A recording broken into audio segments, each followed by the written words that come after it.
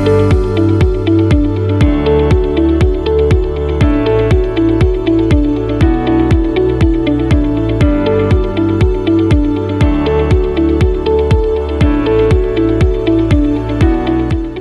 name is Sohaib, and I will be your instructor today for the DevOps. About me, I am a DevOps and machine learning operations consultant at the Viewlatics Private Limited. Other than that, I am also a senior software engineer at Central Asian Cellular Forum. From them, I am also working as a software consultant at Qualcomm.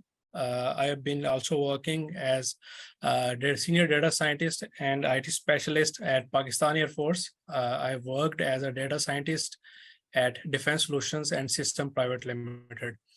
I have specialization in implementing different DevOps, DevSecOps, machine learning operations practices using AWS Cloud and on-premises infrastructure as well.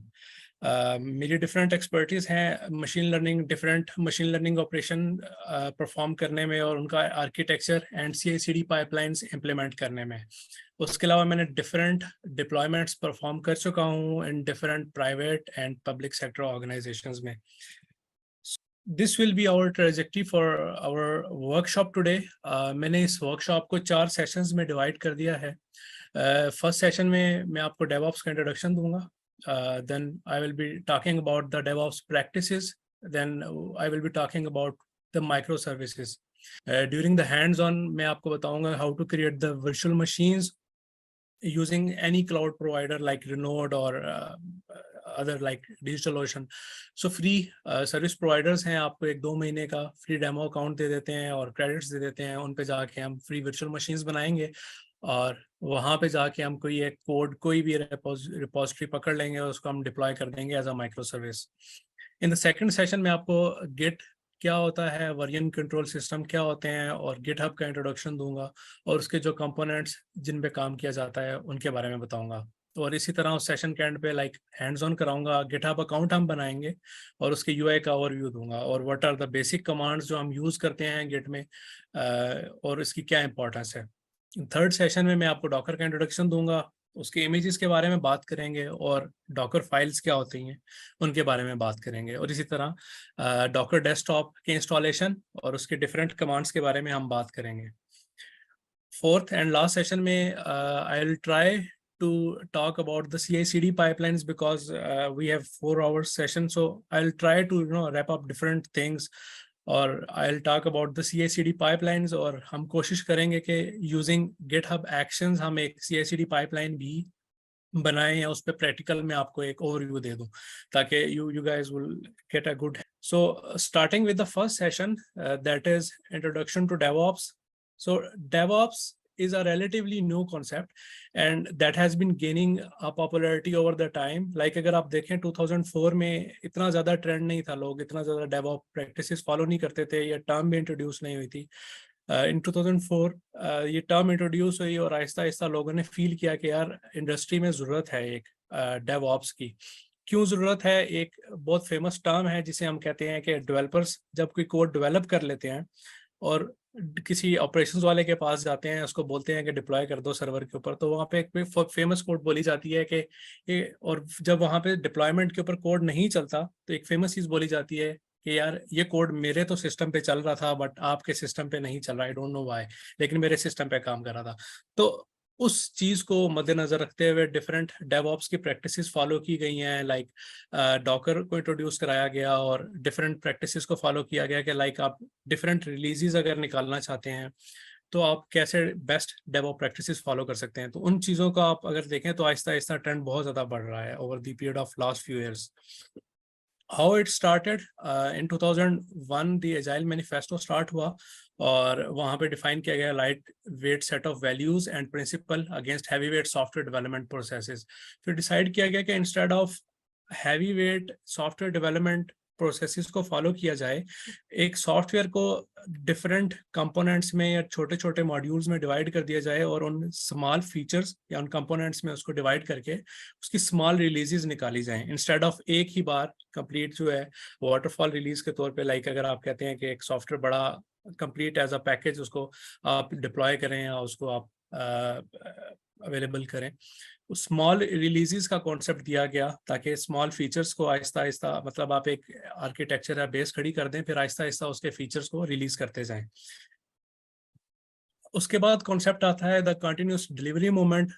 It was introduce in 2006 to 2009। इसमें क्या हुआ कि जो concept था continuous build का, कि बार बार build निकाली जाए, फीचर्स न्यू अपडेट निकाली जाए, उनको टेस्ट किया जाए, इंटीग्रेट किया जाए, उससे नया कॉन्सेप्ट आया कंटिन्यूस डिलीवरी का या डिप्लॉयमेंट पाइपलाइंस का।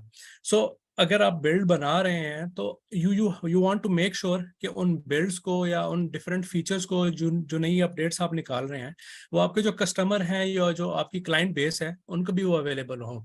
तो अपडेट्स का एक वो इंट्रोड्यूस कराया गया और इंश्योर किया गया कि जो कोड और इंफ्रास्ट्रक्चर है वो ऑलवेज डिप्लॉयबल स्टेट में है। यानी कि एक चीज डेवलपर ने बनाई है तो वो इट्स नॉट ओनली लाइक वो जो उसके सिस्टम पे रन हो रही है, वो उसकी बिल्ड भी सक्सेसफुल बन रही है, उसके अंदर कोई बग्स भी नहीं है और वो एक डिप्लॉयबल स्टेट में है। आप उसकी रिलीज निकाल सकते हैं और एक वो फीचर को आप मेन जो आपका प्रोडक्ट है उसके अंदर इंटीग्रेट कर सकते हैं इजीली।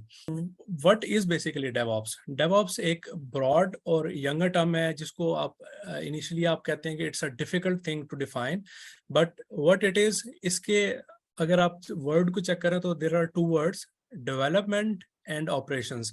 सो डेवलपमेंट पार्ट क्या होता है, उसमें आप कोड को कुछ प्लान करते हैं, उसको कोड करते हैं, उसकी बिल्ड करते हैं और देन उसको टेस्ट करते हैं कि either there are any bugs in it और नॉट। सो डेवलपमेंट का काम ये होता है कि आपने न्यू फीचर्स निकालने हैं, वो मोस्टली प्रोडक्ट ओरिएंटेड होते हैं और उन्होंने इनोवेशन पे काम करना होता है। और operations on the other hand, आप जब रिलीज निकालते हैं तो वो ऑपरेशंस का काम होता है उसको डिप्लॉय करना, उसको ऑपरेट करना कि उसकी क्या कॉन्फ़िगरेशन आपने करनी होती है, और इन द एंड उसको मॉनिटर करना कि आइदर रिलीज निकलने के बाद कोई कंपोनेंट या कोई फीचर जो है आपका वो ब्रेक तो नहीं हो रहा। ये सब ऑपरेशंस का काम होता है। तो आई कैन से दैट कि स्टेबिलिटी की गारंटी करना, सर्विस ओरिएंटेड रहना और रैशनलाइजेशन, ये सारा ऑपरेशंस का काम होता है। तो बेसिकली बाउंड्रीज कहाँ पे स्टार्ट और एंड होती है, डेव और डेवलपमेंट और ऑपरेशंस की क्या क्या बाउंड्रीज हैं, वो कहाँ कहाँ रहते हैं, और ये सब आपको इस राइट साइड पे जो डायग्राम नजर आ रही है वो आप देख सकते हैं उसमें क्या है। इन दोनों को आपस में इंटीग्रेट करने का जो काम है वो डेवऑप्स का आता है। ठीक है, let's have a look at the application release process के एक एप्लीकेशन जब आप रिलीज करना चाहते हैं तो क्या प्रोसेसेस फॉलो किए जाते हैं। First of all you have an idea, either अगर आप स्क्रैच से कोई प्रोडक्ट बिल्ड कर रहे हैं और सॉफ्टवेयर सोल्यूशन अगर आप कोई बिल्ड कर रहे हैं तो initially you have an idea कि क्या आपने बिल्ड करना है। After that you get the requirements from the client or from your stockholders कि आपने क्या चीज बनानी है। once you get the requirements then you start coding it। आप डेवलपर्स को देते हैं, डेवलपर्स जो हैं उसकी कोडिंग स्टार्ट कर देते हैं, और once you get the code आप उसको QA को पास करते हैं, जो आपका क्वालिटी एश्योरेंस का डिपार्टमेंट है, वो उसको मेक श्योर करता है कि उसके अंदर कोई बग्स नहीं आइडेंटिफाई हुए हैं।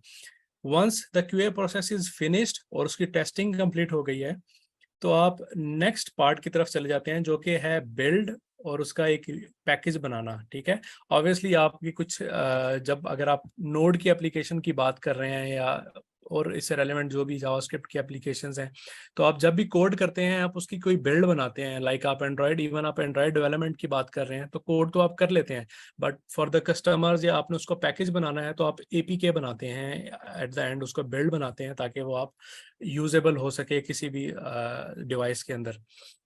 Once you get the package, आप उसकी बिल्ड बना लेते हैं तो आप नेक्स्ट स्टेप की तरफ मूव करते हैं जो कि है उसके डिप्लॉयमेंट वाला पार्ट।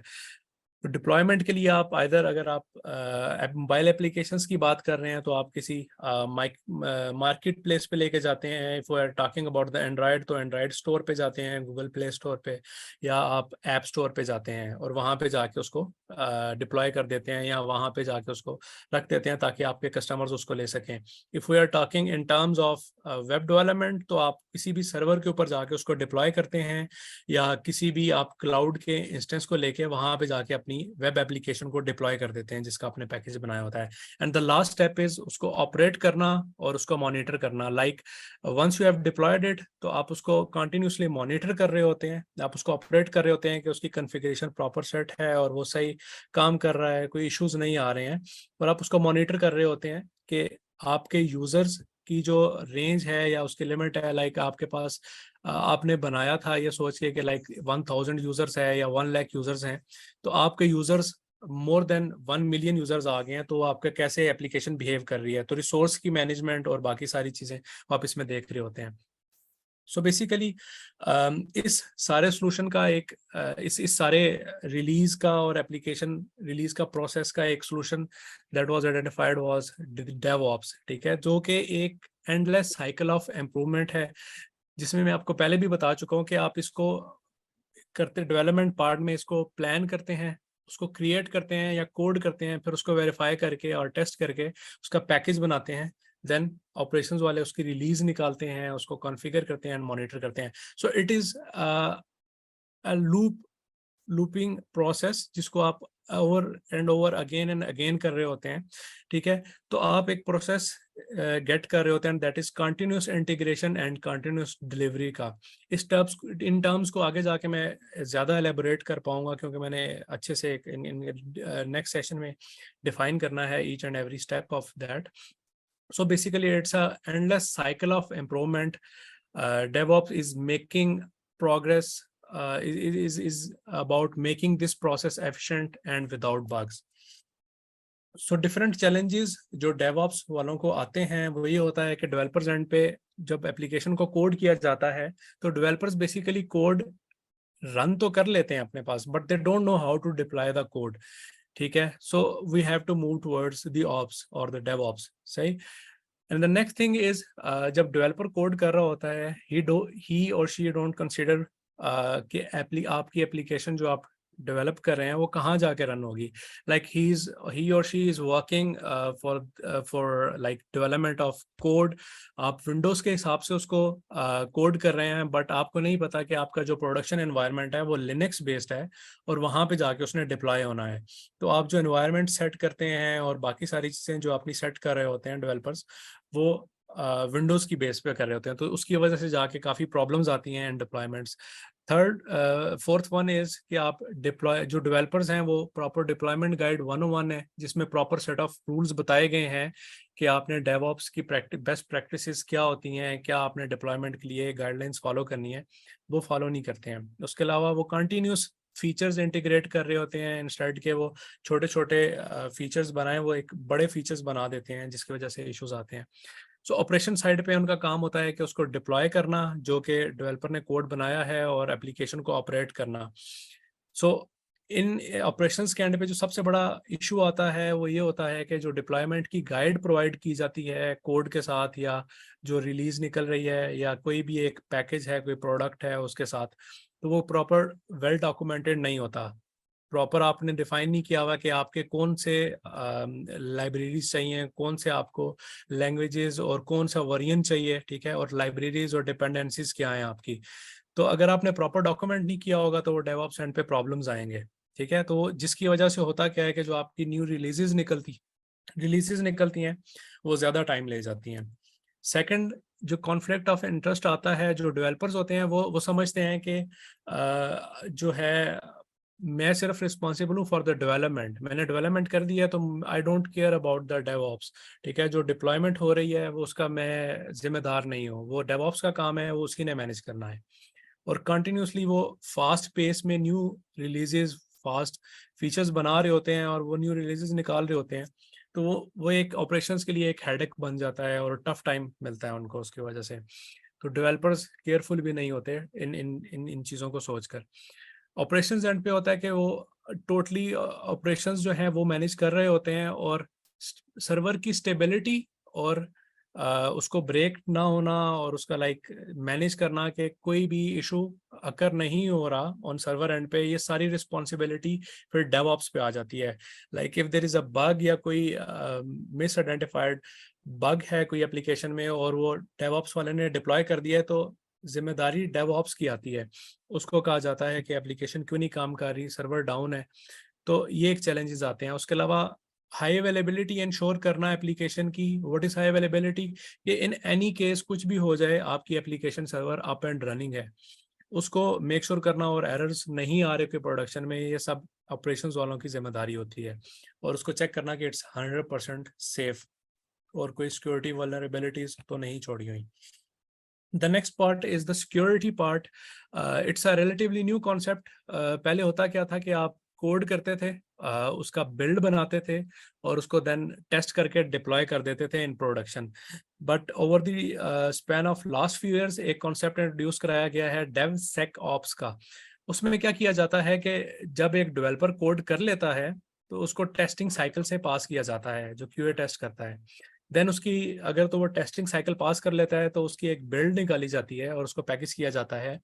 और पैकेज निकालने के बाद उसको डायरेक्टली प्रोडक्शन में डिप्लॉय नहीं किया जाता, उसको सिक्योरिटी टीम को पास किया जाता है। वो मेक श्योर करते हैं कि उसके वजह से कोई सिस्टम की स्टेबिलिटी इश्यूज नहीं हो रहे हैं, कोई प्रीवियस फीचर जो है वो डिस्टर्ब नहीं हो रहा। और उसको वो मेक श्योर करते हैं कि जो सिस्टम की सिक्योरिटी है वो इसकी इस फीचर की वजह से या इस नई रिलीज की वजह से कॉम्प्रोमाइज नहीं हो रही। Once they pass that cycle, उसके बाद उसको प्रोडक्शन में डिप्लॉय किया जाता है। This is the same thing that I elaborated you guys before, कि आपने एक सेपरेट सिक्योरिटी इंजीनियरिंग का डिपार्टमेंट बनाया हुआ होता है जो कि आपका सिक्योरिटी पार्ट हैंडल कर रहा होता है। इस पार्ट को इंटीग्रेट करने से प्रॉब्लम्स ये आते हैं जो मोस्टली इश्यूज फेस करने पड़ते हैं ऑर्गेनाइजेशंस को। वो टाइम डिलेज के होते हैं। ऑब्वियसली अगर आप डायरेक्ट बिल्ड, टेस्ट और डिप्लॉय कर रहे हैं, उसके अंदर आपने एक नया स्टेज ऐड कर दिया है या एक न्यू फेज आपने ऐड कर दिया है सिक्योरिटी का, तो obviously the releases are gonna take some time और ये प्रोसेस को थोड़ा स्लो कर देता है। तो आप करते क्या है कि instead of manually checking the security part, अब आप there are different vulnerability check softwares. जो आप करते क्या है कि जो आपकी ऑटोमेटेड पाइपलाइंस हैं, जो आपका once developer has done the code, उसके बाद आपका इंटीग्रेशन वाला पार्ट है या जो बिल्ड बनाने वाला पार्ट है, वो बनाने के बाद आपका सिक्योरिटी वल्नरेबिलिटीज वाले टूल्स ओपन करते हैं और आप उनकी सिक्योरिटीज चेक कर रहे होते हैं। वो ऑटोमेटेड प्रोसेस है और एट द एंड फिर आपका डिप्लॉयमेंट्स वाली तरफ चला जाता है। तो that is the part of DevSecOps। इसको भी हम आगे जाके थोड़ा सा जब पाइपलाइंस की बात करेंगे तो उसमें हम देखेंगे कि कैसे हम इस चीज को इंटीग्रेट कर सकते हैं, एंड इसका इंशाल्लाह I will be doing some hands on that as well. Number 4 is application testing. ठीक है, आपने डेवलपमेंट तो कर ली है, लेकिन उसके बाद मेन चीज जो आती है कि QA अपने साइकिल्स पास करे कि इस एप्लीकेशन के अंदर कोई बग तो नहीं है। तो होता क्या है कि आप स्पेसिफिक फीचर्स को जब टेस्ट कर रहे होते हैं तो आपका टेस्टिंग क्राइटेरिया ज़्यादा अच्छा होता है। इंस्टेड कि अगर आपने एक पूरी एप्लीकेशन की टेस्टिंग स्टार्ट कर दी है तो ये वो बिग स्कोप, ठीक है, आप बहुत ज़्यादा चीज़ें टेस्ट कर रहे होते हैं। तो जब आप फीचर्स की बात करते हैं, स्मॉल रिलीजेस की बात कर रहे होते हैं, तो स्मॉल रिलीजेस जब आप निकालते हैं उस वक्त उनकी टेस्टिंग इज गुड। वो आप स्पेसिफिक फीचर को टेस्ट कर रहे होते हैं, you get a good testing cycle. It's an end to end test आप बनाते हैं, जो आप टेस्ट केसेस राइट करते हैं, जो QA वाले हैं एक्चुअली वो राइट करते हैं और उसकी प्रॉपर टेस्टिंग की जाती है।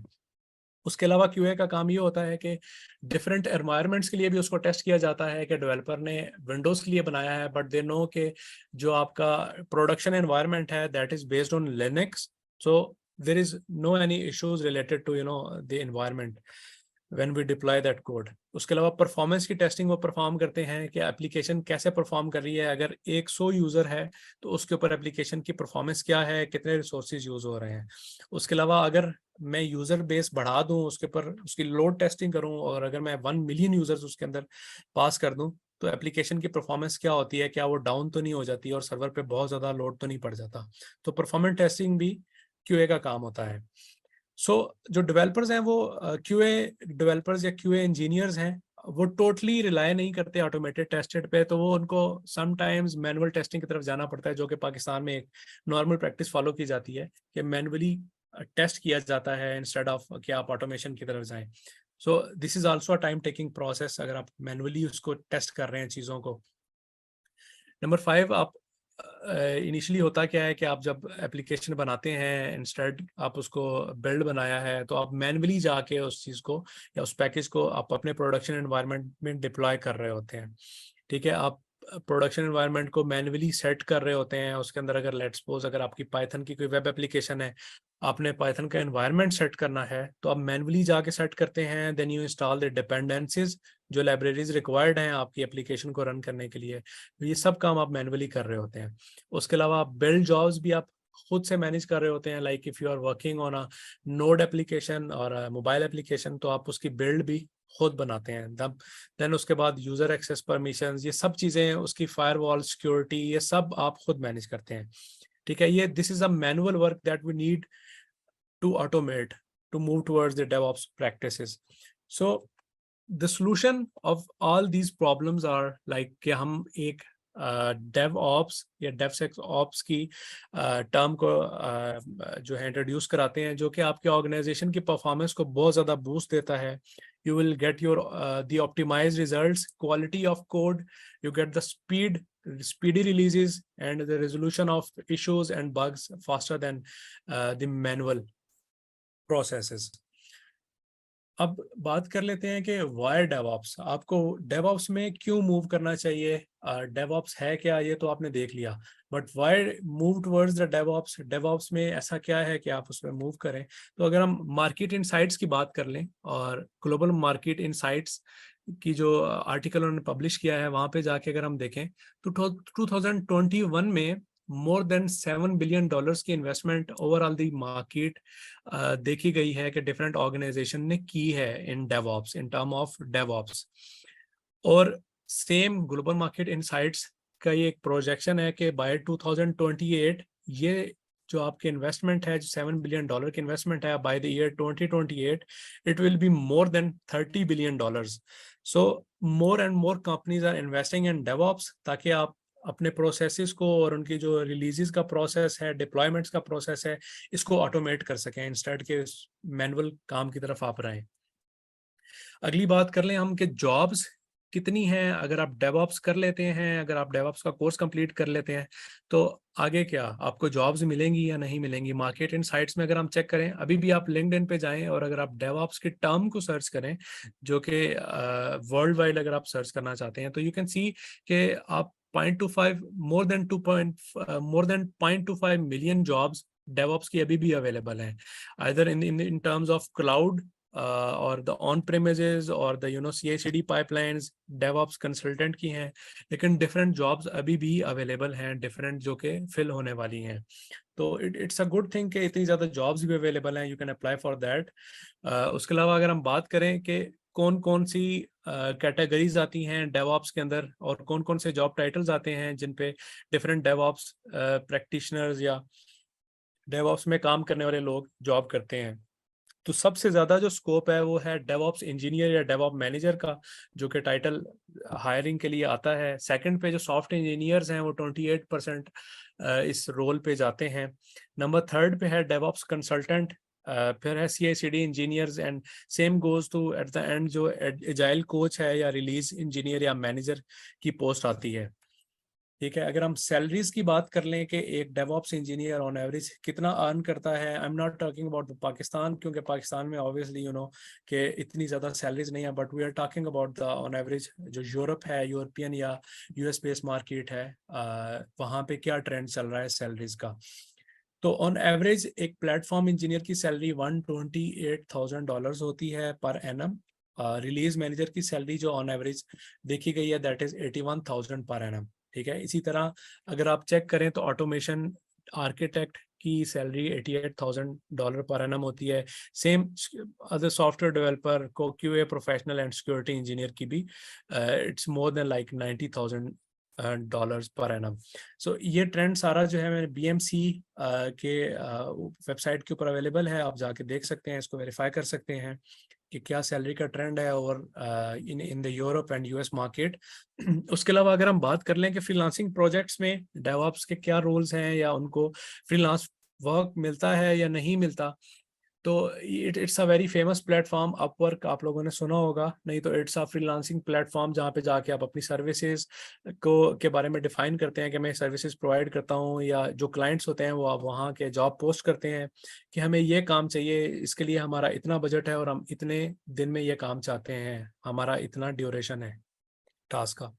तो यू कैन सी, अगर आप डेवऑप्स को सर्च करते हैं तो अभी भी 2200-2300 डेवऑप्स के रिलेटेड जॉब्स मौजूद हैं फ्रीलांसिंग प्लेटफॉर्म्स पे, जो जाके आप अर्न कर सकते हैं, जो कि आप गेट कर सकते हैं।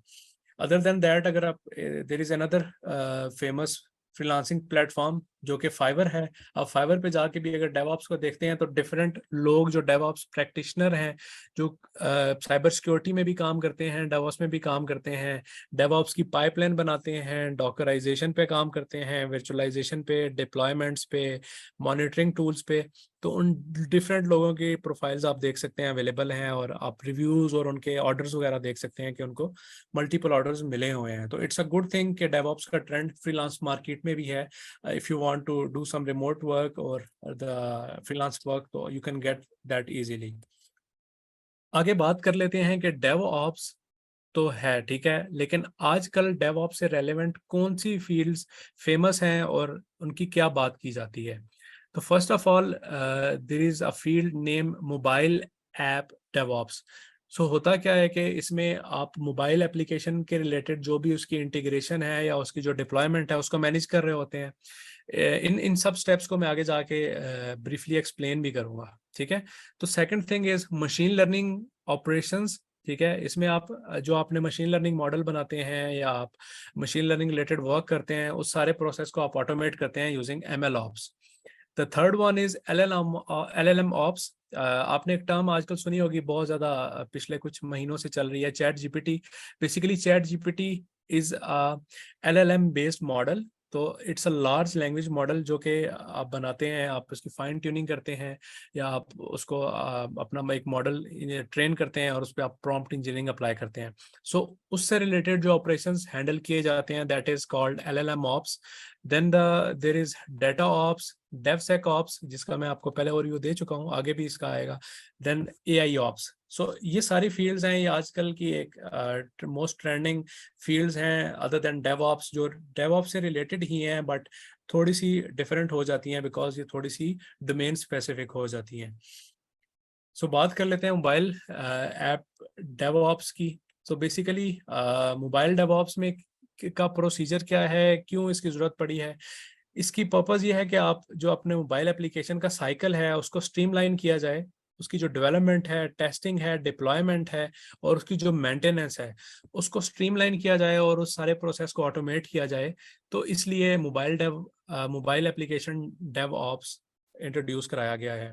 इस प्रोसेस में होता क्या है कि once you you you make some code, you write some code, उसको पैकेज किया जाता है, देन उसका टेस्टिंग वगैरह परफॉर्म की जाती है, उसके कोड रिव्यूज किए जाते हैं, उसको बिल्ड किया जाता है, उसकी पैकेजिंग करके उसको डिप्लॉय और मॉनिटर किया जाता है, और then the last part is कि उसका फीडबैक लिया जाता है डिफरेंट कस्टमर्स के साथ।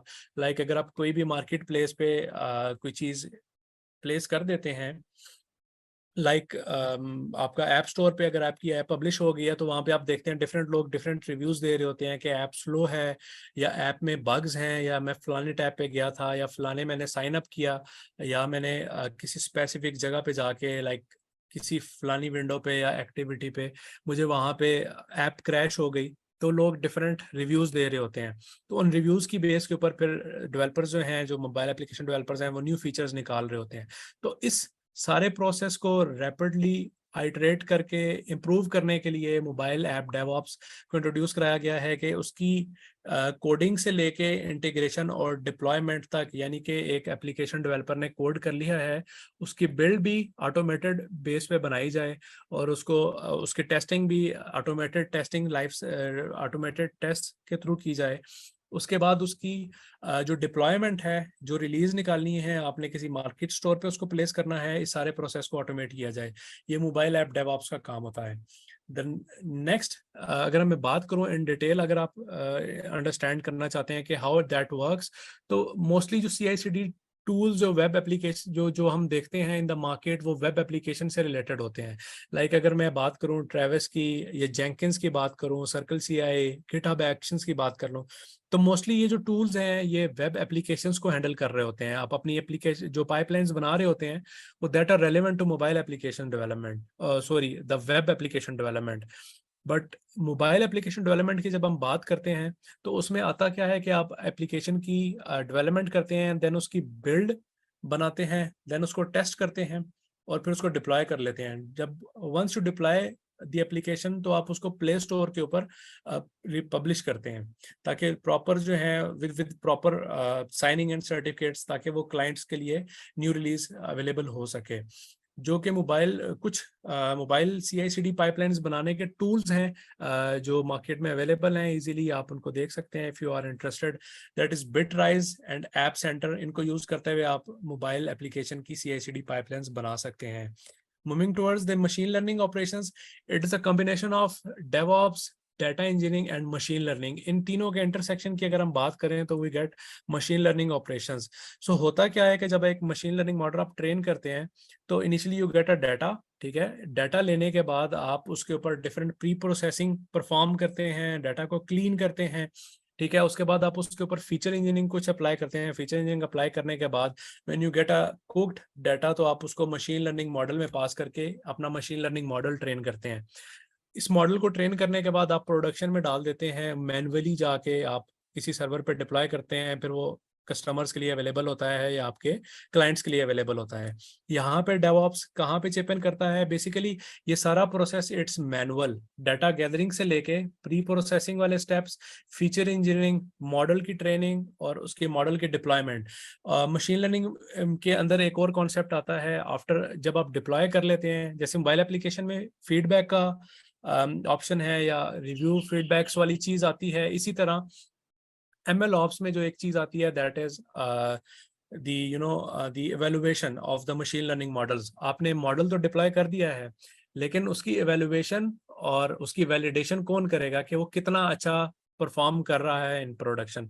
तो इस सारे प्रोसेस को जब आप ऑटोमेट कर देते हैं तो दैट इज ML ऑप्स, ठीक है। आप इनिशियल सारी चीज को वंस यू गेट, मतलब यू बिल्ड योर मॉडल, उसके बाद आप सेकंड, इसमें रिलीजेस का कॉन्सेप्ट नहीं होता, बट इसमें ये होता है कि मॉडल रीट्रेनिंग वाला कॉन्सेप्ट बहुत ज्यादा होता है कि आपने एक दफा मशीन लर्निंग मॉडल अपना ट्रेन कर लिया है तो मूविंग टुवर्ड्स अगले महीने डाटा के ट्रेंड्स चेंज हो सकते हैं, तो आप करते क्या है अगेन, अगर आप इनिशियली दोबारा से डाटा कलेक्शन और वो सारे प्रोसेस स्टार्ट करें तो it is a hectic process. So what you do is आप एक ऑटोमेटेड पाइपलाइन बिल्ड कर लेते हैं जिसमें आप ये सारे प्रोसेस, डाटा कलेक्शन से प्री प्रोसेसिंग से लेके feature engineering, machine learning model training और फिर उसकी प्रोडक्शन में डिप्लॉयमेंट, ये सारी चीज़ें आप ऑटोमेट कर देते हैं और आफ्टर एवरी मंथ आप उसको मॉडल रीट्रेनिंग को ऑटोमेट कर सकते हैं। There are different tools available in the market. इंशाल्लाह अगर आप कोर्स कंप्लीट लेते हैं तो उसमें पूरा 1 या 2 वीक्स हम मशीन लर्निंग ऑपरेशंस के ऊपर बात करेंगे, जिसमें हम डिफरेंट टूल्स के डिप्लॉयमेंट टूल्स को यूज करते हुए मशीन लर्निंग ऑपरेशंस की पाइपलाइंस का डिप्लॉयमेंट और उनको कैसे हम राइट करते हैं और उनमें क्या चैलेंजेस आते हैं, उन सब चीज़ों को हम उसमें ब्रीफली देखेंगे। अच्छा, बेसिकली होता क्या है कि आपने नोटबुक स्क्रिप्ट में तो मशीन लर्निंग मॉडल लिख लिया है, ठीक है, और वो काम कर रहा है, इट्स नॉट एन इशू। लेकिन जब आप उसको प्रोडक्शन में लेके जाते हैं तो it is a big challenge कि आप वो 1000 यूजर्स की जो रिक्वायरमेंट्स है वो मीट करता हो, ठीक है। यानी कि 1000 यूजर्स एट अ टाइम अगर आपके मशीन लर्निंग मॉडल को यूज कर रहे हैं तो it is a big challenge in production. Basically others what others think कि मशीन लर्निंग क्या है। मशीन लर्निंग में वो कहते हैं कि जी एक कोड कर देना है, हमने एक स्क्रिप्ट है जुपिटर नोटबुक की जिसमें डाटा है, वो आपको कैगल से मिल गया है, आपने डाटा उठाया है, आपने सारे मशीन लर्निंग की प्रैक्टिसेस फॉलो की हैं, तो एक स्क्रिप्ट है। But there is a big process and machine learning, there is a big machine learning life cycle जो कि फॉलो किया जाता है, जिसमें मैंने आपको बताया कि उसकी कन्फिग्रेशन जो कि डाटा रिक्वायर्ड है, आपकी पाइथन है, उसकी डिपेंडेंसीज हैं, वो सारी रिक्वायर्ड होती हैं आपको। फिर डाटा कलेक्शन की बात आ जाती है, फिर डाटा वेरिफिकेशन और फीचर एक्सट्रैक्शन की बात आ जाती है, या फीचर इंजीनियरिंग हम परफॉर्म करते हैं। फिर मशीन लर्निंग मॉडल के हिसाब से उसके रिसोर्स की एलोकेशन या उसकी मैनेजमेंट के कितने रिसोर्सेज हमें चाहिए उस मॉडल को रन करने के लिए, और यूजर बेस अगर मेरी बढ़ती है तो मैंने रिसोर्सेज को कैसे मैनेज करना है, ये सारी चीजें आप इसमें मैनेज कर रहे होते हैं। उसके बाद डिफरेंट एनालिसिस टूल्स आप इसमें चेक कर रहे होते हैं कि आपका मॉडल परफॉर्म कैसे कर रहा है। अगर आपने 3 या 4 different machine learning models apply किए हैं तो उनको एवेलुएट करना कि कौन सा मॉडल आपका अच्छा परफॉर्म कर रहा है, ये सारा आप यूजिंग एन एनालिसिस टूल आप उसको मॉनिटर कर रहे होते हैं। सो उसके अलावा डिफरेंट उसके मैनेजमेंट टूल्स, कि कितने यूजर उस पर आ सकते हैं, उसके ऑथेंटिकेशन से रिलेटेड चीजें जो होगी, उसका इंफ्रास्ट्रक्चर मैनेज करना, एंड एट द एंड उसकी मॉनिटरिंग कि उसने प्रोडक्शन में जाके कैसा परफॉर्म किया है। आपके पास पता चले मॉडल एक 80 या 90% अच्छा परफॉर्म कर रहा था, बट उसकी एक्यूरेसी 80% थी, या जब वो प्रोडक्शन में बट गया है, जब वो प्रोडक्शन में गया है तो उसकी एक्यूरेसी 40% आ रही है, तो it's not a good thing. तो इस सारे प्रोसेस को ऑटोमेट करना मशीन लर्निंग ऑपरेशंस वालों का काम होता है। आल्दो इसमें कोडिंग आपकी इन्वॉल्व नहीं होती है, जो कोडिंग वाला पार्ट है वो मशीन लर्निंग इंजीनियर्स कर रहे होते हैं, बट इसकी मैनेजमेंट, कॉन्फ़िगरेशन, इस सारे प्रोसेस को ऑटोमेट करना, जो प्रोसेसेस जो मशीन लर्निंग इंजीनियर्स कर रहे हैं, उस सारे प्रोसेस को अलाइन करना, उनके कंपोनेंट्स बना के उसको बिल्ड बना के उसको एज इन प्रोडक्शन रिलीज करना और उसको प्रोडक्शन में डिप्लॉय करना, ताकि एवरी मंथ और after every interval, after some interval of time आप उसको रीट्रेन कर सकें और आपके लिए न्यू मॉडल और न्यू डाटा अवेलेबल हो सके। अगली बात कर लेते हैं LLM ops की।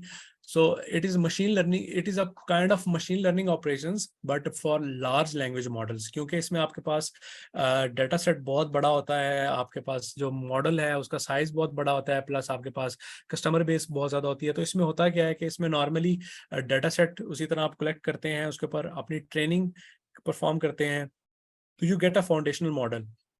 जैसे चैट जीपीटी है या इस तरह का कोई भी और एक फाउंडेशनल मॉडल आपके पास आ जाता है प्रिलिमिनरी डेटा सेट को यूज करते हुए। फिर आप क्या करते हैं, डोमेन्स, आप ट्रांसफर लर्निंग को उसके ऊपर अप्लाई कर सकते हैं। व्हाट इज दैट इज कि आप डिफरेंट डोमेन स्पेसिफिक डाटा को देकर अपने जो प्री बिल्ड LLM मॉडल्स हैं या फाउंडेशनल मॉडल है आपका, उसके ऊपर ट्रांसफर लर्निंग अप्लाई करके डिफरेंट डोमेन स्पेसिफिक चीज़ों को आप ट्रेन कर सकते हैं, ठीक है, और उसको फाइन ट्यून कर सकते हैं अपने प्रॉब्लम के मुताबिक। So you will get a custom model applying the transfer learning on the foundational model. फिर आप उसके ऊपर प्रॉम्प्ट इंजीनियरिंग अप्लाई करते हैं ताकि और उसका एक इंटरफेस बना देते हैं ताकि यूजर्स उस इंटरफेस के ऊपर आएँ और क्वेश्चंस करें। या जैसे चैट जीपीटी है, इट्स अ बिग एग्जांपल कि आप चैट जीपीटी पे जाते हैं तो you don't know the model के मॉडल क्या है या कहाँ पे डिप्लॉय हुआ है, you simple get an interface. वहाँ पे आपके पास प्रॉम्प्ट आ रहा होता है, वहाँ पे जाके आप चैट में कुछ भी लिखते हैं तो आपको आगे से मॉडल से आउटपुट आ जाती है, वो आपको रिप्लाई कर देता है। So that is what is being handled by LLM ops. The next one is data ops. It's a combination of data and operations. Data ops का काम क्या होता है कि इन्होंने इंश्योर करना होता है कि जो डाटा वैल्यू, डाटा जो आपके पास आ रहा है डिफरेंट वेयर हाउसेज से या डिफरेंट सोर्सेज से, उसको प्रॉपरली वो उसके ऊपर जॉब्स चली हैं और उसको एवेलुएट करना कि वो एक डिलीवरेबल फॉर्म में है, और जो बिजनेस रिक्वायरमेंट वाले क्लाइंट्स हैं या स्टेक होल्डर्स हैं जिनको वो डाटा चाहिए वो इजीली अवेलेबल है, ठीक है, और वो उसमें कोई बग, वो उसमें कोई इश्यूज नहीं है, डाटा रिलेटेड इश्यूज नहीं है। सो व्हाट ये स्टार्ट कहाँ से होता है कि आपकी एप्लीकेशंस से डिफरेंट डाटा कलेक्ट होता है, उसके ऊपर डिफरेंट एग्रीगेशंस परफॉर्म होती हैं, कुछ ट्रांसफॉर्मेशंस परफॉर्म होती हैं, ETL जॉब्स लिखी जाती हैं, वो सारी आपका डाटा लेके आपके एक डाटा वेयर हाउस में ले आती हैं। उस डाटा को ट्रांसफॉर्म करना, उसके डाटा मार्ट्स बनाना for to be available for different customer और क्लाइंट बेस, जो डिफरेंट आपकी एप्लीकेशंस या डिफरेंट आपके टीम्स हैं वो यूज कर रही होती हैं। तो उसके डाटा मार्ट्स बनाना या उसके डाटा प्रोडक्ट्स बनाना, वो आप in the form of like deployment या मॉनिटरिंग में कर रहे होते हैं। तो वो उस उन डाटा मार्ट्स को या उन डाटा प्रोडक्ट्स को आपके फिर डिफरेंट जो क्लाइंट बेस है या जो आपके डिफरेंट डिपार्टमेंट्स हैं ऑर्गेनाइजेशन के, वो उनको कंज्यूम कर रहे होते हैं। फिर उसके ऊपर डाटा गवर्नेंस के डिफरेंट चीज़ें अप्लाई होती हैं। डाटा गवर्नेंस में आप उसकी वैलिडेशंस देख रहे होते हैं कि कोई और इशू आ रहा है या इवन डुप्लीकेशन से रिलेटेड कोई चीज़ है, या डाटा गवर्नेंस से रिलेटेड कोई भी जो डिफरेंट उसके कंपोनेंट्स हैं या डाटा मैनेजमेंट के, वो चेक कर रहे होते हैं कि वो प्रिंसिपल्स को फॉलो कर रहा है या नहीं कर रहा। और उन प्रिंसिपल को देखते हुए, उनको सामने रखते हुए आप चेक करते हैं कि अच्छा मैं और क्या चीज़ इंप्रूव कर सकता हूँ अपने डाटा सेंट्रिक सोल्यूशन के अंदर। तो आप उस बेस के ऊपर अपने सोल्यूशन को फिर एनहांस करते हैं ताकि उसकी अवेलेबिलिटी अच्छी बनाई जा सके। एंड सेम अगेन फिर डाटा दोबारा से आप उसकी कलेक्शन एंड उसकी ट्रांसफॉर्मेशंस परफॉर्म करते हैं। तो इस प्रोसेस को ऑटोमेट करने का काम डाटा ऑप्स वालों का होता है। Moving towards the next one, इसकी मैं ऑलरेडी ओवरव्यू दे चुका हूँ। डेवसेकऑप्स, इनका काम ये होता है कि जब डेवलपमेंट हो जाती है तो उसके बाद टेस्टिंग और बिल्ड बनने के बाद they have to make sure कि there is no security vulnerability in the code और द पैकेज, कि कोई सिक्योरिटी वल्नरेबिलिटी तो नहीं रह गई मेरे कोड के अंदर, जिसकी वजह से मेरा या कोई भी फीचर निकला है उसके अंदर कोई लूप होल तो नहीं छूटा, जिसकी वजह से कोई जो मेरा मेन प्रोडक्ट है या जो मेन मेरा सॉफ्टवेयर है वो कॉम्प्रोमाइज हो सकता है। तो टू इंश्योर दैट वो डेवसेक ऑप्स वाले कर रहे होते हैं, they simply integrate a security pipeline in the main DevOps pipeline. So इसके लिए डिफरेंट टूल्स अवेलेबल हैं, SonarQube, SonarCloud, Snyk, Sigstore etcetera. Other than that tools की अगर हम बात ना भी करें तो अब तो डिफरेंट लाइक लाइब्रेरीज आ गई हैं डिफरेंट लैंग्वेजेस में। पाइथन में अगर हम बात करें तो पाइथन में भी डिफरेंट लाइब्रेरीज अवेलेबल हैं। ये आगे जाके इंशाल्लाह जब हम CI/CD पाइपलाइन बनाएंगे इन 4th सेशन, तो वहाँ पे ये कंप्लीट हम उसमें कर रहे होंगे कि जो बिल्ड वाला काम है उसको हम ऑटोमेट करेंगे, उसके बाद टेस्टिंग वाला काम या लिंटिंग वाला वो चीज़ें हम उसको ऑटोमेट और उसको देखेंगे कि कैसे कर सकते हैं। जो थर्ड पार्ट है सिक्योरिटी रिलेटेड, तो हम किसी एक लाइब्रेरी को यूज़ करते हुए वल्नरेबिलिटीज भी चेक करेंगे अपने कोड के अंदर। और फोर्थ वन इज कि हम उसको डिप्लॉय भी करेंगे on Docker container. So moving towards the AI ops, AI ops भी similar to machine learning operations है, बट इसमें हम बात कर लेते हैं बिग डाटा की। इसमें बिग डाटा भी इन्वॉल्व हो जाता है और मशीन लर्निंग भी इसमें इन्वॉल्व होती है। तो मशीन लर्निंग में ML ऑप्स वाला पार्ट इन्वॉल्व होता है, बट इसमें बिग डाटा भी इन्वॉल्व हो जाता है। जो आप स्पार्क पे बिग डाटा प्रोसेसिंग कर रहे होते हैं, तो आप करते क्या हैं कि आप बिग डाटा की प्रोसेसिंग वगैरह उन चीज़ों को, और आप जो मशीन लर्निंग मॉडल ट्रेनिंग वाला पार्ट है, इन दोनों को इंटीग्रेट करके ऑटोमेटेड वे में ले जाते हैं कि आपका जो डाटा प्री प्रोसेसिंग या बिग डाटा वाला पार्ट है या उसके इंजेक्शन वाला पार्ट है वो भी हो रहा है।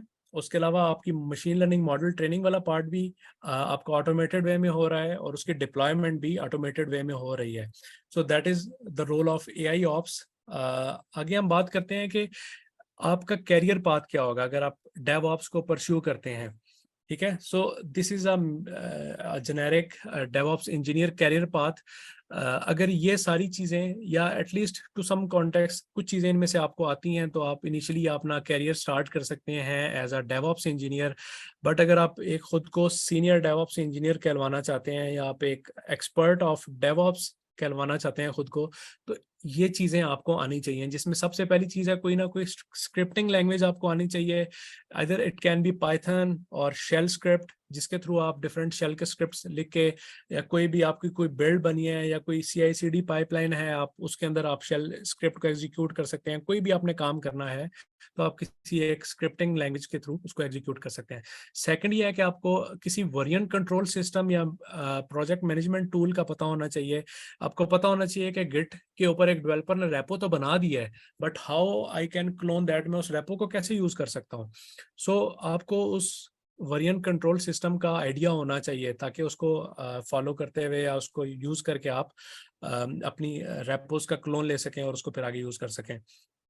उसके बाद आपको बिल्ड ऑटोमेशन टूल्स का आइडिया होना चाहिए। I am not talking about कि आपने अगर नोड एप्लीकेशन की बात की है तो आपको ये पता हो कि नोड में आप डेवलपमेंट कैसे करते हैं। You don't need to be a developer, या आपको डेवलपमेंट का नहीं पता होना चाहिए, बट आपको इस चीज़ का आइडिया होना चाहिए कि अगर नोड में एक एप्लीकेशन बनी है तो कौन सी कमांड को रन करके मैं उसकी बिल्ड बना सकता हूँ।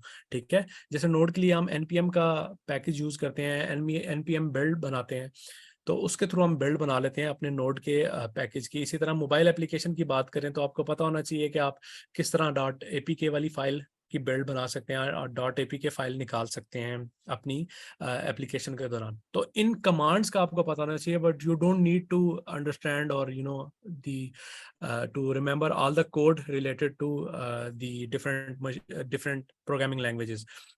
अगली बात कर लें नंबर 4 पे, आपको कॉन्फ़िगरेशन मैनेजमेंट का पता होना चाहिए, टूल्स और उनके डिप्लॉयमेंट से रिलेटेड। लाइक अगर आप बात कर रहे हैं कि आपको कहा जाता है कि आपने लिनक्स के एनवायरनमेंट में जाके डिप्लॉयमेंट करनी है, तो लिनक्स एनवायरनमेंट में जाके डिप्लॉयमेंट करने के लिए आपको पता होना चाहिए कि लिनक्स की बेसिक्स कमांड क्या है। मैं जाके वहाँ पे क्लोन तो कर लूँगा रेपोस्ट्री, लेकिन मुझे रेपो के अंदर जाके फाइल रन करनी है, मुझे कैसे रन करनी है, तो आपको बेसिक उन चीज़ों का पता होना चाहिए। दूसरा, आपको कॉन्फ़िगरेशन करने का पता होना चाहिए कि आपको डेवलपर ने बताया है कि आप बेसिक run.bat की अगर उसने फाइल बनाई है या इवन कोई एग्जीक्यूटेबल फाइल है उसको रन करना है, तो उसको रन करने से पहले उसने आपको कुछ इंस्ट्रक्शंस दी होंगी, या इवन पाइथन का कोई पैकेज है उसने आपको बताया कि पाइथन start.py की फाइल आप रन करेंगे तो मेरा कोड रन हो जाएगा। उसने आपको कोई उसके साथ साथ डिपेंडेंसीज या रिक्वायरमेंट्स दी होंगी। तो आपको पता होना चाहिए कि मैंने ये जब पाइथन की ये फाइल चलानी है तो उससे पहले मुझे रिक्वायरमेंट्स इंस्टॉल करनी पड़ेंगी, उसकी कमांड क्या होती है। आपको इतना जेनेरिक आइडिया होना चाहिए कॉन्फ़िगरेशन मैनेजमेंट वगैरह का। ठीक है। उससे अगली बात कर लें, आपको CI/CD टूल्स अगर आ जाते हैं तो आप ऑटोमेशन की तरफ जा सकते हैं। आपको पता चल गया है कि ओके ठीक है, पाइथन का जो मेरे पास सॉफ्टवेयर आता है, मुझे डेवलपर बना के देता है, उसको मैंने कैसे रन करना होता है। अब मैं उस चीज़ को CI/CD पाइपलाइन बना के ऑटोमेट कर देता हूँ। मैं अपने गिटहब एक्शंस पे जाता हूँ या कहीं पे भी, वहाँ जाके मैं करता क्या हूँ कि मैं जो सारा ये रिलीज वाला प्रोसेस है, जो बिल्ड बनाने वाला है, उसके बाद जो टेस्टिंग वाला है, ऑटोमेटेड साइकिल्स ले लेता हूँ QA वालों से, इंस्टेड के वो मैन्युअली टेस्ट करें उसको, तो चीज़ें क्विकली मूव करेंगे। ठीक है। उसके बाद आपको पता होना चाहिए कि डिप्लॉयमेंट मैंने करनी है तो डिप्लॉयमेंट के लिए कौन सा मैंने एनवायरनमेंट यूज करना है। लाइक डॉकर में यूज कर रहा हूँ तो डॉकर हब पे कैसे मैंने पुश करना है, डॉकर की इमेज कैसे बनानी है, ये सारे कॉन्सेप्ट्स डॉकर के रिलेटेड भी आगे इंशाल्लाह आएंगे, वो मैं भी आपको क्लियरली बताऊंगा।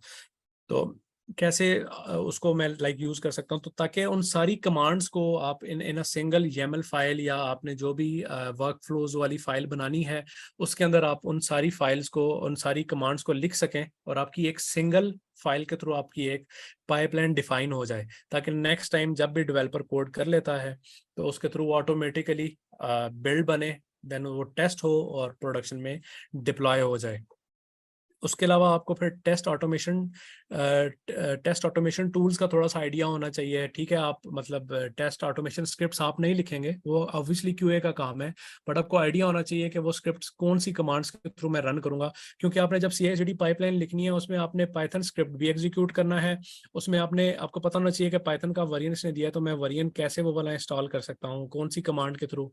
कमांड्स का आपको बेसिकली आइडिया होना चाहिए, रिक्वायरमेंट्स कैसे इंस्टॉल करनी है, फिर पाइथन की मैंने स्क्रिप्ट कौन सी फाइल से रन होती है मेरी, तो मैं वो कमांड आपको पता होना चाहिए। सेम गोज फॉर कि सिलेनियम अगर वो यूज कर रहा है तो सिलेनियम के स्क्रिप्ट्स रन करने के लिए कौन सी फाइल और कौन सी डिपेंडेंसीज होती हैं जो जो टूल्स यूज हो रहे होते हैं, जो कि मैं उसमें इंटीग्रेट कर सकता हूँ। उसके बाद आपको लॉगिंग और मॉनिटरिंग का पता होना चाहिए। ठीक है भाई, आपने डिप्लॉय तो कर दिया है, आप डिप्लॉयमेंट की तरफ चले गए, ऑटोमेशन की तरफ। व्हाट इफ कि किसी फीचर में या किसी एप्लीकेशन के पॉइंट पे कहीं पे जाके there is a point of failure, कोई फेलियर आ रहा है, या आपको लॉगिंग में इशू आ रहा है, या कोई बग आ गया है जिसकी वजह से आपकी एप्लीकेशन क्रैश कर रही है, तो आपको पता होना चाहिए कि यार मैं कैसे जाके वो बग आइडेंटिफाई कर सकता हूँ, मैं कैसे वो चीज़ उसको ट्रबल शूट कर सकता हूँ, उसको कैसे मॉनिटर कर सकता हूँ कि यार स्पेसिफिक जगह पे जाके ये जब कोड रन होता है। या इवन आप रिसोर्स मैनेजमेंट की बात कर लें, आपको आपने 4 GB रैम दी हुई थी, या आप एक 4 GB वाले सर्वर के ऊपर आपने एप्लीकेशन डिप्लॉय की थी, तो एक स्पेसिफिक पॉइंट पे जाके आपका वो एप्लीकेशन जो है वो पीक मार रही है, और आपकी रैम की वजह से memory out of memory error आ रहा है। ठीक है, तो आप करेंगे क्या कि आप अगर आप उसको प्रॉपर आपने लॉक किया होगा, आप डिफरेंट मॉनिटरिंग टूल्स यूज कर रहे होंगे, तो आप आइडेंटिफाई कर सकेंगे okay so I need to increase the RAM. आप उसको 4 से 8 GB पे ले जाएंगे तो आपकी एप्लीकेशन परफेक्टली फाइन करेगी। या अदर देन दैट आपको लॉग्स भी पढ़ने आने चाहिए थोड़े बहुत, लाइक आपको आइडिया हो कि लॉग्स कैसे जाके आप देख सकते हैं। क्योंकि अगर अगर तो रिसोर्स से रिलेटेड बग नहीं है, और अगर आपकी एप्लीकेशन में कोई बग है वो आपके रिसोर्स से नहीं है, तो आपको पता चल जाए अच्छा ये एप्लीकेशन कहीं पे क्रैश हो रही है, so that you can take a screenshot of that logs, और आप डेवलपर को भेजेंगे भाई ये एप्लीकेशन में बग आइडेंटिफाई हुआ है, या यहाँ पे इस पॉइंट पे जाके एप्लीकेशन क्रैश हो जाती है, ये लॉग्स हैं लास्ट वाले। ठीक है, उसके बाद डेटाबेस मैनेजमेंट का आपको आइडिया होना चाहिए। ऑब्वियसली कोई भी अगर ERP एप्लीकेशन या कोई और एंटरप्राइज लेवल की एप्लीकेशन बनती है तो उसमें डेटाबेस लाजमी इन्वॉल्व होती है। आप डाटा कहीं पे स्टोर कर रहे होंगे, आप उसको मैनेज कर रहे होंगे, तो उसकी जब बात करते हैं हम तो डिफरेंट डेटाबेसेस अवेलेबल हैं, SQL बेस्ड है, पोस्टग्रेस है, MySQL, MS SQL, या इवन NoSQL, MongoDB वगैरह अवेलेबल है। तो आपको जो जेनेरिक या बेसिक डेटाबेसेस हैं उनके डिप्लॉयमेंट का आइडिया होना चाहिए, उनको कैसे रन करना है और उनकी पोर्ट्स वगैरह क्या होती हैं, उन बेसिक उनकी कॉन्फ़िगरेशंस का आपको आइडिया होना चाहिए, ताकि आप उनको डेवलपर्स को प्रोवाइड कर सकेंगे, या आप इन्वायरमेंट में उसको प्लेस कर सकेंगे, ये वाली पोर्ट और इस वाले होस्ट पे मेरी फलाना डेटाबेस सर्वर चल रहा है। ठीक है। उसके बाद आपको कंटेनराइजेशन टूल्स का आइडिया होना चाहिए। लाइक अगर आप बिल्ड बनाई है आपने CI/CD पाइपलाइन में, उसके बाद आपने उसको कहीं पे डॉकर पे कहीं पे पुश करना है और उसका सारा आपने वो उसको कंटेनराइज करना है, तो इसका भी आपको आइडिया होना चाहिए। उसके बाद ऑर्केस्ट्रेशन, यानी कि डिफरेंट आपने कंटेनर्स बना दिए हैं, लेकिन उनकी मैनेजमेंट, क्योंकि हंड्रेड्स ऑफ कंटेनर्स अगर आपके चल रहे हैं प्रोडक्शन एनवायरनमेंट में, तो उसको मैनेज करना इनिशियली एक एक करके इट्स अ डिफिकल्ट प्रोसेस। तो आप कोई ऑर्केस्ट्रेशन फ्रेमवर्क या कोई टूल यूज कर लेते हैं जिसके थ्रू आप वो चीज़ें मैनेज कर रहे होते हैं। The next thing is cloud computing, जो कि लास्ट पार्ट आता है, क्योंकि अगर आप ये इनिशियल सारी चीज़ें जब कर लेते हैं तो आपको क्लाउड कंप्यूटिंग की तरफ मूव कर चलनी चाहिए। लेकिन it varies from organization to organization. कुछ ऑर्गेनाइजेशन में होता है कि ऑन प्रेमिसेस ही नहीं, क्लाउड के ऊपर काम कर रहे होते हैं। तो क्लाउड का बेनिफिट आपको ये होता है कि बहुत से कंपोनेंट्स या बहुत सी सर्विसेज आपको खुद से नहीं करनी पड़ती। You will get the things like, अगर आप वर्चुअल मशीन्स की बात करें या कंटेनर आप उसकी बात करें, EC2 AWS पे जाके आप इजीली EC2 बना सकते हैं। अगर आप फायरवॉल मैनेज करने की बात करें, तो अगर आप बेयर मेटल पे बात कर रहे हैं, तो आपको फायरवॉल में सारे जाके रूल्स खुद डिफाइन करने पड़ते हैं, कॉन्फ़िगर करना पड़ता है। तो आप इजीली जाके AWS में अगर आप काम कर रहे हैं, तो इजीली जाके आप फायरवॉल को मैनेज कर सकते हैं। जिस पोर्ट को ओपन करना चाहें आप फायरवॉल रूल्स डिफाइन कर सकते हैं, तो इजीली क्लाउड के थ्रू आप उसको डिफाइन कर सकते हैं। तो थ्रू सम एक्सटेंट अगर आप ये सारे टूल्स या इन सारे कॉन्सेप्ट्स का आपको आइडिया हो गया है, तो एट द एंड आप यू शुड बी अंडरस्टैंडिंग के क्लाउड क्या होता है, और को किसी एक क्लाउड प्लेटफॉर्म का आपको आइडिया होना चाहिए। It can be either AWS, Microsoft azure और गूगल क्लाउड प्लेटफॉर्म। किसी भी एक क्लाउड का आइडिया होना चाहिए। उनकी सर्विसेज का अगर आपको पता चल जाता है, तो मोर और लेस सारी services over the different clouds same है, बस उनके नाम डिफरेंट है, but the services are same. जब आप इस सारे प्रोसेस से गुजर आते हैं, तो congratulations, you are a DevOps engineer, और आप खुद को एक फुल फ्लैज डेवऑप्स इंजीनियर कहलवा सकते हैं। बट ये ज़रूरी नहीं है कि इन सारी चीज़ों का ही आपको एक्सपर्ट हो। आप इनका अगर आपको आइडिया भी है, तो you can start your career with DevOps, और आप इन चीज़ों पे स्टार्ट कर सकते हैं। सो एक डेवऑप्स इंजीनियर से क्या एक्सपेक्ट किया जाता है कि उसको क्या क्या आना चाहिए in general in the market. अगर मैं बात करूं, तो उसको थोड़ा बहुत क्लाउड कंप्यूटिंग का आइडिया होना चाहिए। उसको पता होना चाहिए कि यार मैं वर्चुअल मशीन्स कैसे बना सकता हूँ, इंस्टेंसेस कैसे बना सकता हूँ, उन पर कैसे मैं डिप्लॉयमेंट्स कर सकता हूँ। उसके अलावा माइक्रो सर्विसेज क्या होती हैं उसका आइडिया होना चाहिए। माइक्रो सर्विसेज को आगे मैं थोड़ा एलेबोरेट भी करूंगा कि क्या होती हैं। उसके अलावा कंटिन्यूस इंटीग्रेशन का आइडिया होना चाहिए, क्या होती है continuous delivery and continuous deployment, यानी कि CI/CD पाइपलाइंस का उसका आइडिया होना चाहिए कि क्या होती हैं। फिर मॉनिटरिंग एंड लॉगिंग का उसका पता होना चाहिए कि आप डिफरेंट एप्लीकेशंस को कैसे मॉनिटर कर सकते हैं, और लॉग्स को कैसे आप आइडेंटिफाई कर सकते हैं, और कैसे उनको मॉनिटर कर सकते हैं, और उनको कैसे जाके डिफरेंट एप्लीकेशंस के लॉग्स को चेक कर सकते हैं। उसके अलावा communication and feedback is an important part. आप ने डिप्लॉय तो कर दिया, आपको क्लाइंट बेस से फीडबैक आ रहा है कि जी आपकी जो एप्लीकेशन है फलाने पॉइंट पे there is a point of failure in the application. तो आप वो फीडबैक लेंगे, तो ऑब्वियसली आपको पता चलेगा कि किसी स्पेसिफिक डिवाइस में जाके, स्पेसिफिक स्क्रीन के ऊपर जाके आपकी एप्लीकेशन क्रैश कर रही है। This is the basic generic architecture और the infrastructure of different services जो कि हमारे लिए अवेलेबल हैं, इन कॉन्सेप्ट हैं, मार्केट में अवेलेबल हैं, या हम जनरली सुनते हैं। The first one is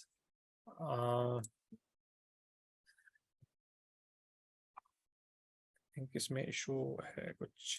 okay okay, the first one is on site solution, जिसमें आपके पास networking, storage, servers, visualization, operating system, middleware, उसका run time, data and applications, यानी कि ईच एंड एवरीथिंग का एक्सेस आपके पास अवेलेबल होता है।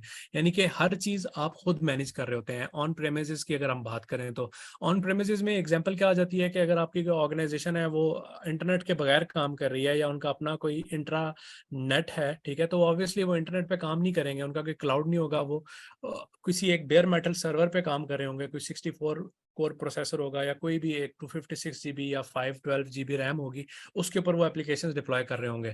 तो उस केस में सारा कंट्रोल आपके पास होता है, ठीक है। नेटवर्किंग, उसका स्टोरेज, सर्वर्स की मैनेजमेंट, वर्चुअलाइजेशन कैसे करनी है, each and everything is in your control. उसके बाद सेकंड कॉन्सेप्ट आ जाता है infrastructure as a service.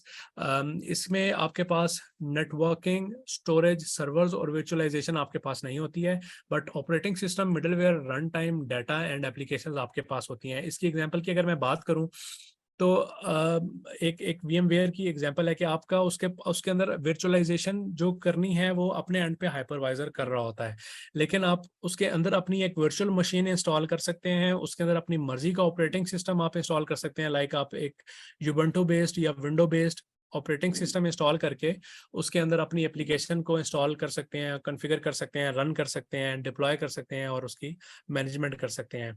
The third one is product as a service. Product as a service में आपके पास ना आप अपनी मर्जी से वो वर्चुअल मशीन्स बना सकते हैं, ना उसका रन टाइम आप मैनेज कर सकते हैं। आपके पास एक एप्लीकेशन डिप्लॉय हुई होती है, उसका डाटा आप मैनेज कर सकते हैं और आप अपनी एप्लीकेशन को मैनेज कर सकते हैं अपनी मर्जी से, लेकिन वो कैसे कॉन्फ़िगर हो रही है, उसका सारा कंट्रोल नेटवर्किंग का, स्टोरेज का, सर्वर्स का, वो आपके पास नहीं होता है।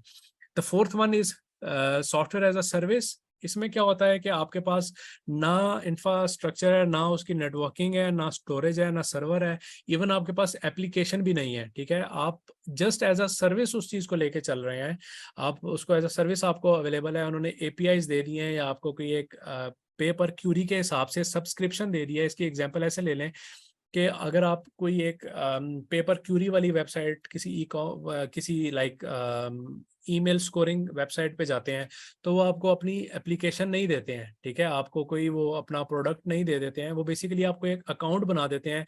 या अगर हम डाइस कैंप की बात कर लें तो आपको डाइस कैंप ने पूरा डाइस कैंप का प्रोडक्ट नहीं दिया हुआ। डाइस कैंप ने आपको एक यूजर नेम और पासवर्ड बना के दे दिया है, जिसको आप LMS पे जाके यूज कर लेते हैं और उनको एज अ सर्विस यूज कर रहे हैं। आपके पास कंट्रोल नहीं है किसी चीज का।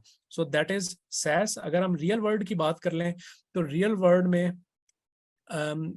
आपकी जो अपनी गाड़ी है वो आपके पास एक ऑन प्रेमिसेस सोल्यूशन है। ठीक है, आपकी गाड़ी है, आप उसको ऑन करते हैं, आप उसको जब चाहें ले जाएं, जब चाहें उसको बेच दें, जब चाहें उसको खरीद लें, जिसको बेचना चाहें आप बेच सकते हैं, आपके पास पूरा कंट्रोल है। तो that is an example of on premises solution. On the other and अगर हम बात कर लें लीज्ड कार की, तो लीज्ड कार बेसिकली आपकी प्रॉपर्टी एज सच नहीं होती है, क्योंकि अगर आपने किसी बैंक से लीज कराया हुआ है तो बैंक किसी भी टाइम आप अपनी मर्जी से उस गाड़ी को बेच नहीं सकते जब तक बैंक आपको परमिशन नहीं देता। ठीक है, तो आपको you have to go by the rules of the bank, या आपने जो भी लीजिंग कंपनी है उसके थ्रू आपने चलना है। तो थर्ड पे आ जाता है टैक्सी। टैक्सी को आप as a product as a service की एग्जांपल आ जाती है कि अगर टैक्सी की हम बात कर लें तो वो प्रॉपर्टी किसी और की है। ठीक है, लेकिन आप उसको एज अ प्रोडक्ट आपको उन्होंने दी हुई है कि ठीक है आप टैक्सी में बैठे, आप बता दें कि भाई आपने कहाँ से कहाँ पे जाना है, तो टैक्सी आपको ले जाएगी। तो एक प्रोडक्ट आपको मिल जाती है, आपकी उसकी ओनरशिप नहीं है, लेकिन आप एज अ सर्विस को यूज करते हैं।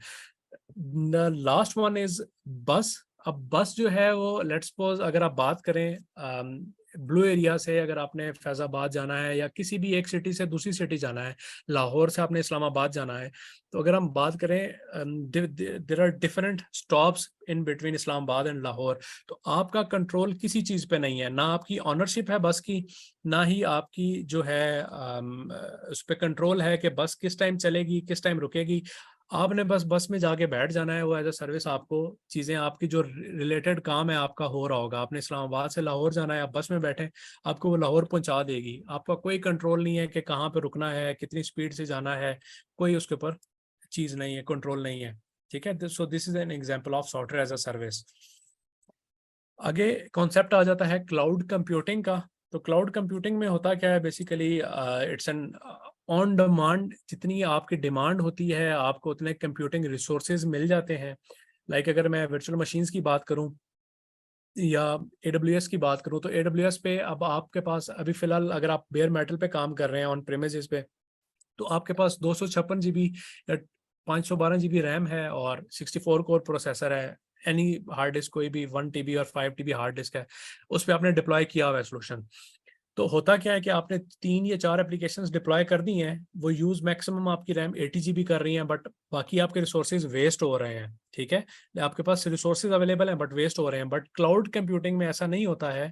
क्लाउड कंप्यूटिंग में आप एक वर्चुअल मशीन लेते हैं या कोई भी एक इंस्टेंस परचेज करते हैं, तो वो होता क्या है कि ऑन डिमांड जितनी आपकी डिमांड होती है, जितनी आप रैम चाहते हैं, जितना आप प्रोसेसर चाहते हैं, जितने कोर्स आप चाहते हैं और जितनी स्पेस चाहते हैं, उस डिमांड के मुताबिक आपको कंप्यूटिंग रिसोर्सेज दे दिए जाते हैं।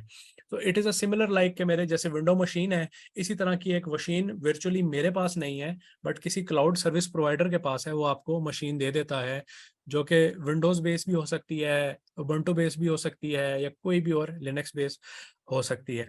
तो आपको रिसोर्सेज बाय करने की ज़रूरत नहीं है, लेकिन आपको जो सर्विस ले रहे हैं या जितना आपने कंप्यूट यूज़ करना है, यानी कि पे पर आवर, जितने घंटे आप उस मशीन को यूज़ करेंगे आपने उतना पे करना है। अगर आप सर्वर लेते हैं, पे करते हैं, तो 3-4 लाख 10 लाख रुपए का आप सर्वर आपको वन टाइम परचेज कर लेते हैं, ठीक है। बट द थिंग इज के अब जब क्लाउड कंप्यूटिंग की बात करते हैं तो आपने सिर्फ जितना यूज करना है उतना ही आपने पे करना है। लाइक आपको पता चले, मशीन लर्निंग मॉडल की बात करते हैं अगर हम, तो अगर हमने 1 घंटा उसको ट्रेन करना है, ठीक है, 1 घंटे ट्रेनिंग के बाद मेरा सर्वर फ्री है, तो आप इंस्टेड के आप बेयर मेटल पे जाएं, आप क्लाउड कंप्यूटिंग का इंस्टेंस लें, 1 आवर की उसके ऊपर प्रोसेसिंग करें, you will get your model, और आप उसके बाद उसको सस्पेंड कर सकते हैं, आप उसको बंद कर सकते हैं। सो बेसिकली क्लाउड कंप्यूटिंग पे you will pay for what you use only, not कि आप एक मशीन ले ली है और आप उसको बस आपने पूरे महीने उसके पैसे देने हैं या साल देने हैं, जितना आप यूज करेंगे आप उसके पैसे देंगे। कुछ क्लाउड प्रोवाइडर्स की बात कर लें तो AWS आता है, जो कि बहुत फेमस एक क्लाउड सर्विस प्रोवाइडर है। माइक्रोसॉफ्ट यूरे क्लाउड है, गूगल क्लाउड है, IBM का क्लाउड है, डिजिटल ओशन है, ओपन स्टैक है, ओरेकल है। आई will be using digital ocean और लिनोड फॉर द डेमो, और इन माय जो कोर्स है पूरा डेवऑप्स का उसके लिए, ठीक है। क्योंकि वो एक आपको एक फ्री सर्विस प्रोवाइड कर देते हैं। गूगल क्लाउड पे भी आपको क्रेडिट्स मिल जाते हैं, बट डिजिटल ओशन या Linode is a comparatively easy to start with, क्योंकि उसके ऊपर काफ़ी सर्विसेज जो हैं वो सेल्फ जो ऑटोमेटिकली मैनेज्ड होती हैं। अच्छा, अगला कॉन्सेप्ट आ जाता है हमारा माइक्रो सर्विसेज का। So it's a basically an approach to design and build a single application as a set of small services. यानी कि आपकी एक बड़ी एप्लीकेशन है, कोई भी ERP सॉल्यूशन है, उसको एज अ सिंगल प्रोडक्ट आप बनाने की बजाय उसके स्मॉल सर्विसेज में उसको डिवाइड कर दें या उसको स्प्लिट कर दें, ठीक है। माइक्रो, तो this concept is called micro services. Like अगर आपकी ERP एप्लीकेशन है, उसमें आपने जो अकाउंट मैनेजमेंट है, यूजर मैनेजमेंट का मॉड्यूल है, उसको आपने स्प्लिट कर दिया और एज अ सेपरेट सर्विस आपने डिप्लॉय कर दिया है। और एज अ इसका बेनिफिट क्या होता है कि अगर आप लेट्स सपोज आपकी पूरी ERP एप्लीकेशन है, वो कहीं पे किसी पॉइंट पे जाके अगर वो क्रैश करती है, तो आपका पूरे का पूरा जो है वो एप्लीकेशन सर्वर डाउन हो जाता है और वो आपके क्लाइंट्स को या यूजर्स को अवेलेबल नहीं होती है।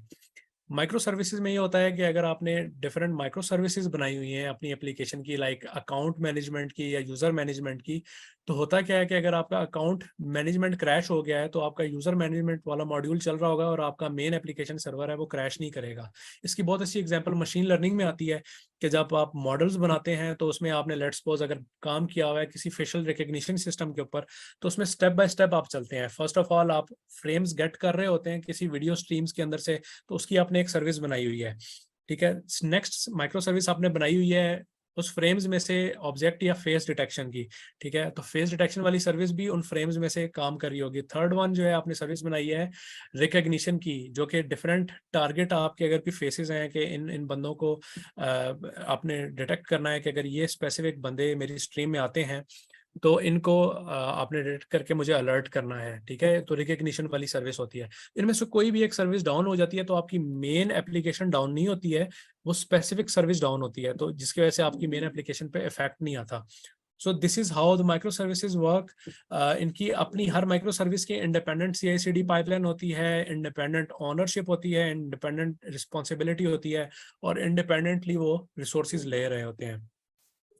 नॉर्मली अगर हम बात करें तो जो मोनोलिथिक सर्विस होती है या मोनोलिथिक आर्किटेक्चर फॉलो किया जाता था कि वो कस्टमर्स का एक बेसिकली आपने कस्टमर्स कोई भी एक वेबसाइट के ऊपर आते हैं, EI बेस्ड वेबसाइट है शॉपिंग वाली, E-कॉमर्स की, तो उसमें होता क्या है कि अकाउंट्स का मॉड्यूल बना हुआ है, सॉरी, अकाउंट्स का मॉड्यूल बना हुआ है और ऑर्डर्स हैं, प्रमोशंस हैं, इन्वेंट्री है, प्रोडक्ट्स हैं, ये डिफरेंट मॉड्यूल जो हैं वो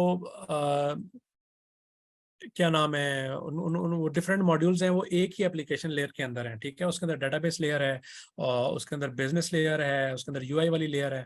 वो कहीं पे भी जाके अगर वो एप्लीकेशन के किसी भी मॉड्यूल में कोई बग होता है या कोई क्रैश करती है, तो आपकी ओवरऑल पूरी एप्लीकेशन या पूरी वेबसाइट डाउन हो जाती है। ऑन दी अदर हैंड, अगर हम बात करें तो इश्यूज क्या आते हैं मोनोलिथिक आर्किटेक्चर में, कि इसको स्केल करना डिफिकल्ट है।